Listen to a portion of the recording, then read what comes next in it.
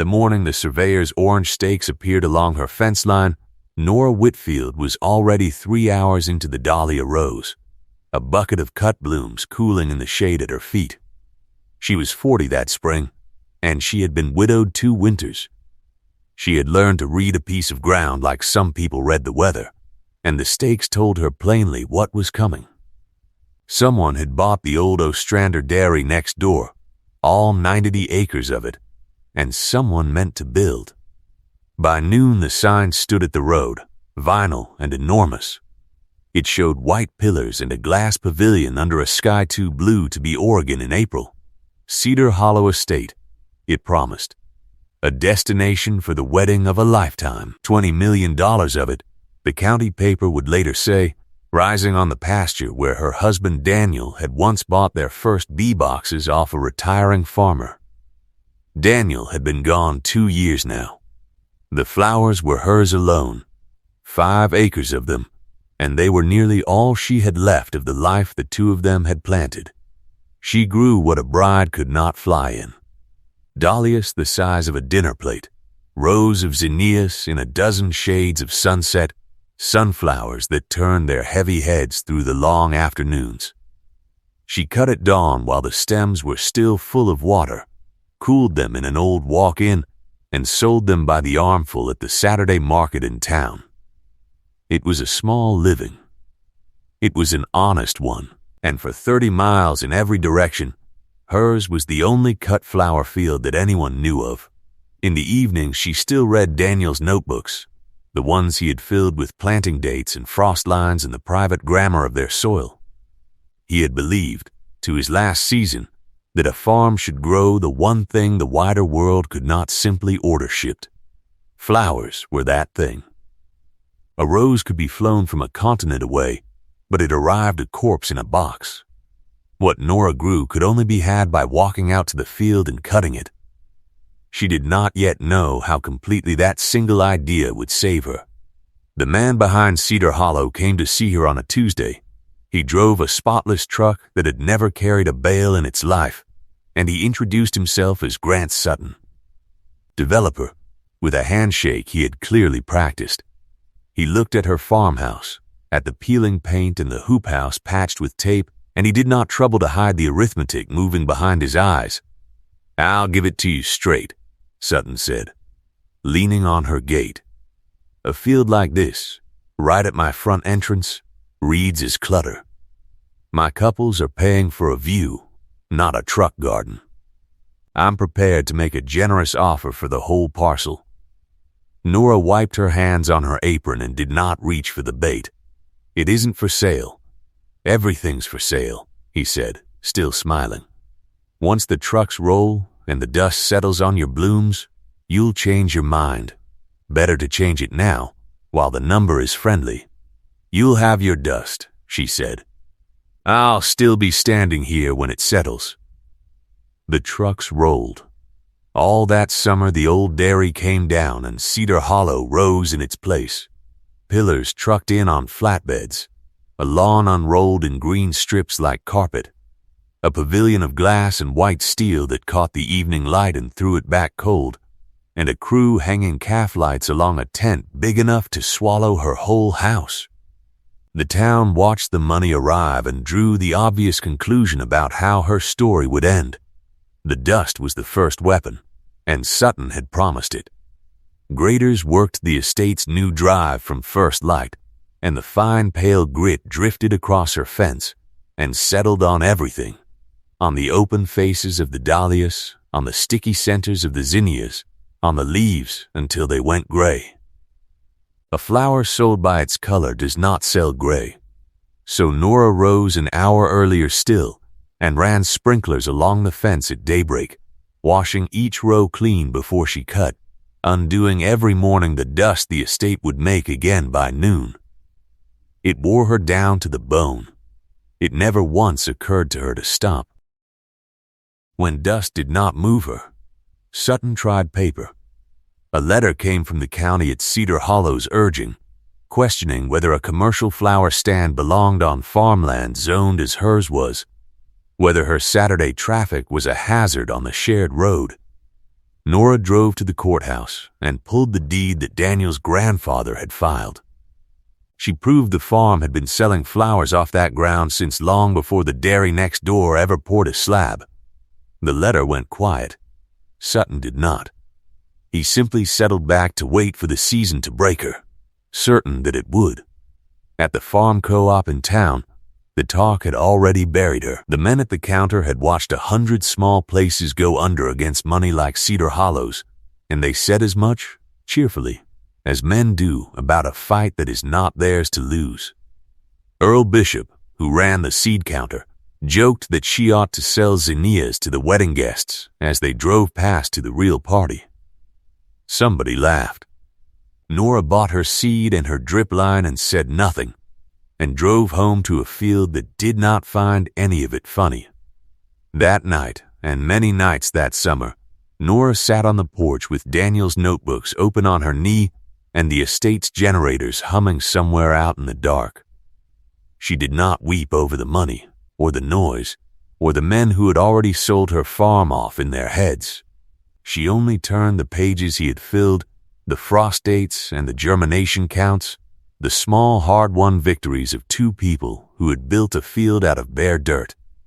If she sold, all of it went under a parking lot.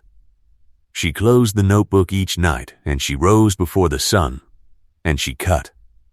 Cedar Hollow opened for weddings the following June, and Nora braced for the worst. What she got, at first, was silence. Shuttle vans gliding past her gate, couples in bright clothes drifting across a lawn she was never invited onto. The estate had its own florist, a firm 3 hours north in Portland that trucked in roses and ranunculus by the refrigerated case, blooms grown under lights in Ecuador and Holland, and flown across an ocean to sit in buckets of preservative. But a cut flower keeps its own honest clock, and no amount of money can hurry it. Nora saw the first failure over the fence on a scorching Saturday in July. The imported peonies for a noon ceremony had ridden 3 days in a box, and by the time the guests were seated, they had blown wide open and begun to drop their petals in the heat, shedding pink across a white runner while the bride's face went tight. A planner in a headset half ran across the lawn, phone at her ear, trying to summon replacements that were 1,000 miles and 2 flights away. There were none to summon. Nora watched and said nothing and cut her own rose. That planner was Camille Rourke, Cedar Hollow's head of events, a woman who ran the estate's calendar like a railway and had no patience for a flower that failed on schedule. A week after the peonies, she stood at the property line one morning with her phone pressed to her ear, arguing with a supplier about a shipment stranded on a tarmac in Miami, and she happened to glance over the fence.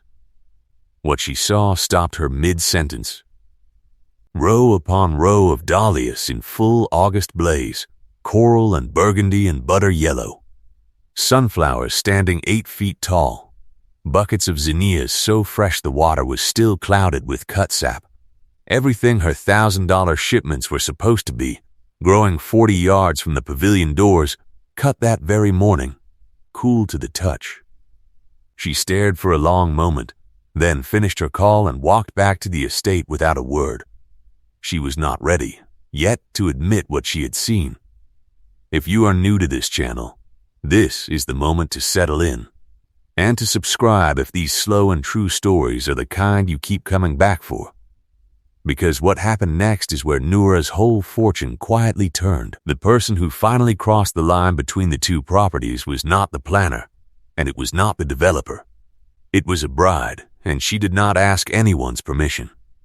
Her name was Priya Anand, and she had booked Cedar Hollow a full year in advance for a wedding in September, and she had spent the whole estate tour looking not at the pillars but past them, at the flowers. Halfway through the planner's rehearsed speech, she simply walked off the manicured path, crossed to the fence, and called across the rows.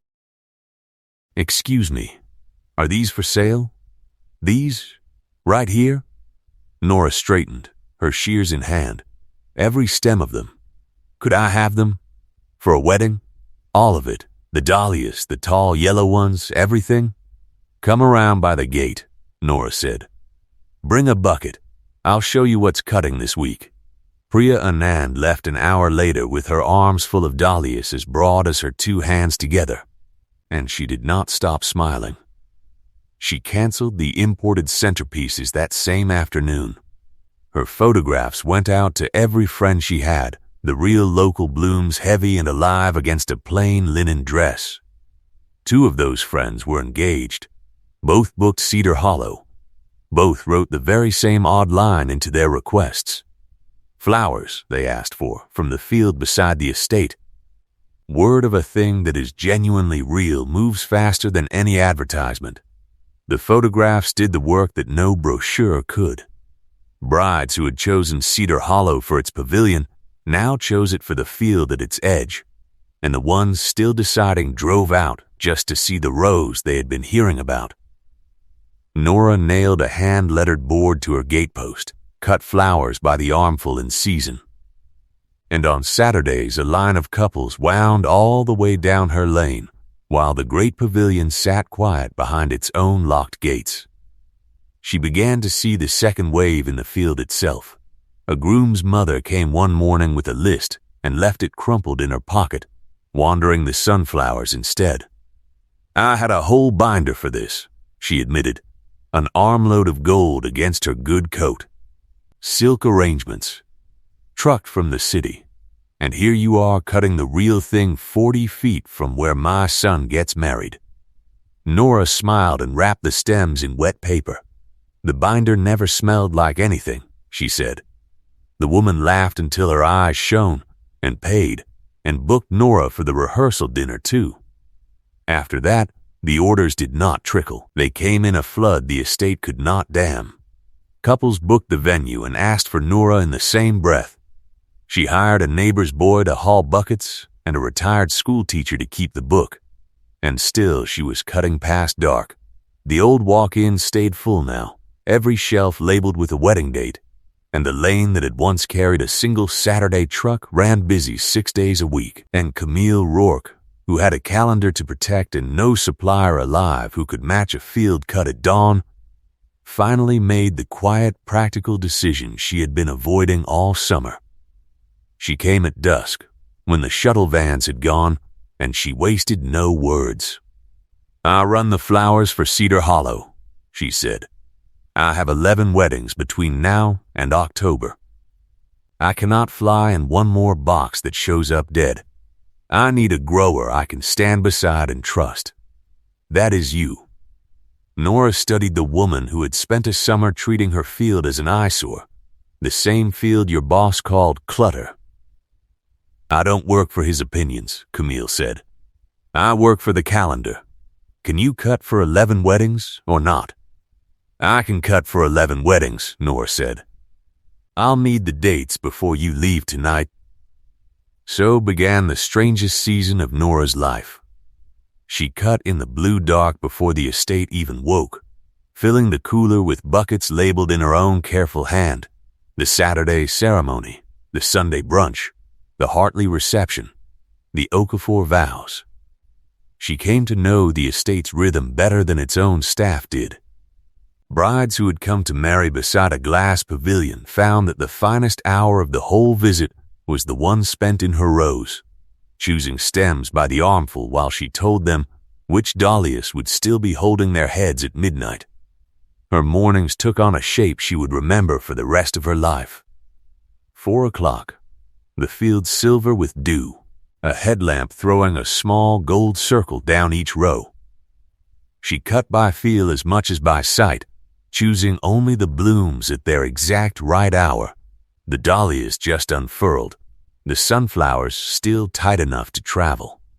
By the time the first shuttle carried its guests up the estate drive, her buckets were already conditioning in the cool, every stem drinking deep, every order sorted under the name of a stranger about to marry. There was one Saturday, in the thick of the season, that she would tell for years afterward. A bride's order had been lost somewhere inside the estate's own office, and at 7 in the morning a frantic call came racing down the lane. A wedding at 11 and not a single flower cut for it. Nora walked her rows with a bucket and her knife and built the whole thing by hand, ceremony to reception, in under 3 hours, and had it up the drive before the first guest ever parked. The estate never learned how near it had come to disaster. She never once thought to tell them. By August, the truth was plain to anyone who read the estate's own paperwork. Cedar Hollow's booking page had quietly added a single line beneath the glossy photographs of the pavilion. Fresh estate-grown blooms. It read, "Cut the morning of your wedding." Included, there were no estate blooms. There was only Nora's field. The venue had built its entire promise on 5 acres it had once tried to buy for the price of dust. By the close of the season, it had turned away more couples than it could seat, and every wedding it did hold, all 40 some of them, had walked through Nora's gate to choose its flowers in person. By the height of that first summer, the estate had stopped pretending altogether. Its tour guides now ended every walk at the fence, and a sales pitch that had opened in marble and chandeliers closed in Nora's rows, with a promise no glossy venue 3 counties over could match. Couples signed their contracts smelling of cut stems, dahlia pollen gold on their good clothes. The little field a developer had dismissed as clutter had become the single reason a bride chose Cedar Hollow over every other pavilion in the valley. The Portland firm that had trucked in roses by the case sent a representative out in a pressed shirt to see what was eating their contract. He stood at the fence in shoes made for a showroom and watched Nora move down a row with her bucket and her knife, and he understood inside of 5 minutes that there was nothing here to compete against. A man cannot ship the morning. He got back into his car and did not leave a card. The town turned before Sutton did. Earl Bishop, who had joked at the seed counter that she should hawk zinnias to passing cars, drove out one September evening with his hat literally in his hands. His daughter was marrying at Cedar Hollow in 3 weeks, and the estate had told him, without a hint of irony, that the flowers came from the farm next door.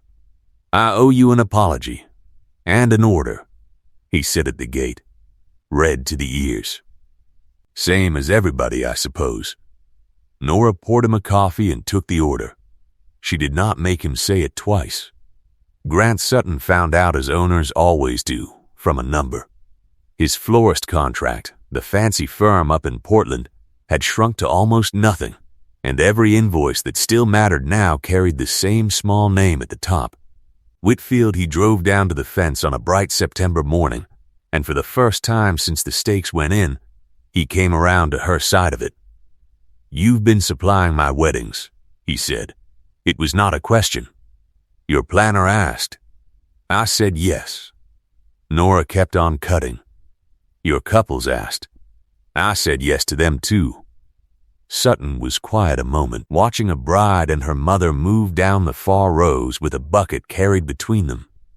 My couples, he said slowly, are booking 12 months out because of a field I called clutter.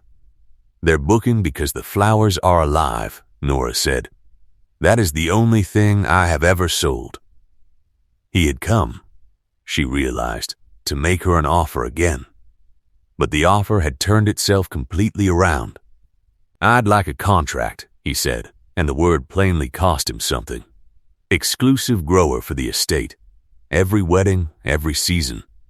Whatever that imported firm was charging you against, I will better it. I would rather have your field at my entrance than any man's clean, empty view. He looked out over the rows, and then back at her. You were right to keep it. I know, she said. There was no cruelty anywhere in it. She simply had no reason left to argue the point. She signed, but she signed on her own lines. The field stayed hers, worked her own way, no lawn chemicals sprayed within drift of her beds, and the estate's own shuttle would carry every couple who wanted them down to the rows to choose in person. The pavilion could keep its glass and its imported pillars. The center of every Cedar Hollow wedding would be cut 40 yards away by a widow's hand in the dark before dawn. And so the picture that told the whole story was never the pavilion at all, It was Nora Whitfield on a bright, cool morning at the very height of the season, standing in her rose in a work apron gone soft with washing, an armful of dahlias and zinnias and sunflowers gathered against her hip. Behind her and above, the glass pavilion caught the light. The white pillars and the vast event tent and the rolled green lawn, $20 million of it, looming over her small patched farmhouse. The estate that had been built to erase her field could not seat a single wedding without it. All that autumn the brides came across the fence. They came in white before their ceremonies, and in jeans the morning after, and they filled their arms with blooms Nora had cut in the dark, and they carried them back over the line to a pavilion that had learned, at last, exactly what it was standing beside. Walt Pruitt stopped his truck at her mailbox again in October. He said nothing about the offer he had once told her to take. He only looked at the shuttle unloading another couple at her gate, tipped his hat to her, and drove on. Camille Rourke came to the fence most evenings after that, not to argue now but to plan, two women trading dates over a bucket of zinnias. "You've ruined me," Camille told her once, almost fondly. "I can't book a single wedding anymore without walking the couple down to your gate." Nora only shrugged. "Then don't book one," she said, "that I can't cut for." It was the nearest thing to a partnership either woman would ever name aloud, and it held, season after season, for years. The following spring a card arrived at the farmhouse with an Oregon Coast postmark.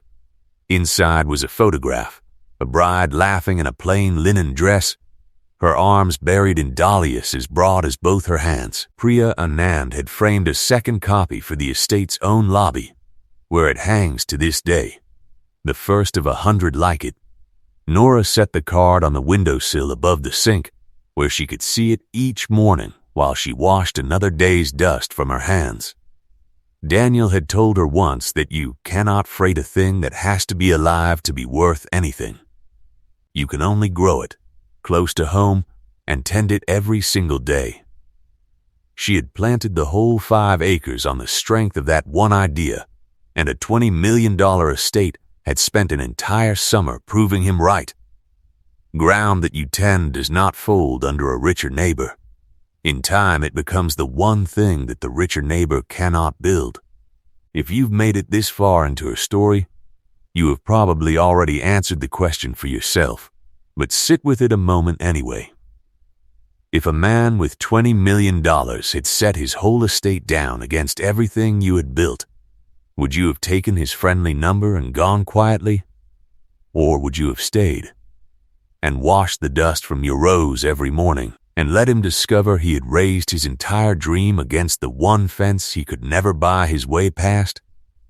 Nora Whitfield stayed, and every wedding at Cedar Hollow, to this day, still begins in her flowers.